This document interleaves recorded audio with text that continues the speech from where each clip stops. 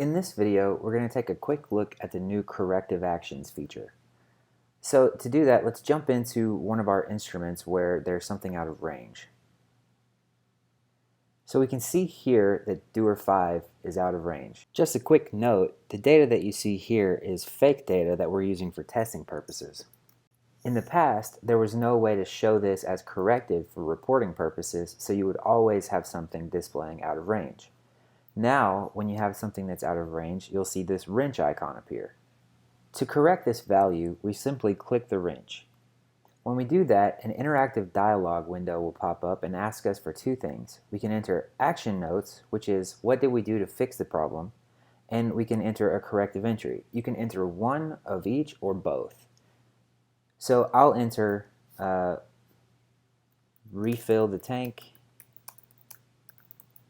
and we'll put now it is at -130. And we'll save this.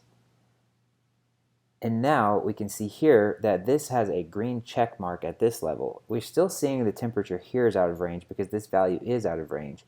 But now we have a check mark instead of a wrench, which indicates to us that the value has been fixed.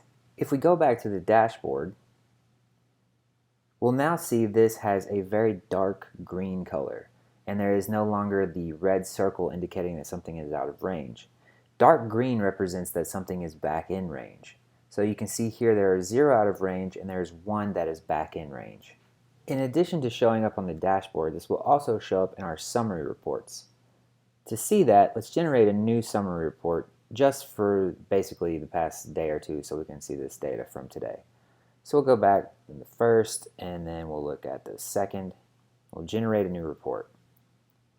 Here we can see, if we scroll down, that in this top column, or this top row rather, we have a corrections column and an action notes column. And if we look at our doer 5, we can see that we had one that was out of range, there was one correction, and there's one action note. To see this in more detail, we can click, first of all, we must save the report, so I'll just say July 1 and 2. So we'll save the report, and now we can click this link to see corrective actions. And this will open a new tab, and it will tell us exactly what was out of range, and then you'll see our notes.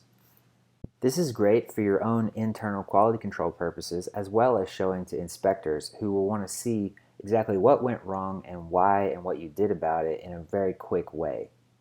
That is it for this video. I will talk to you in the next one, and thanks for watching.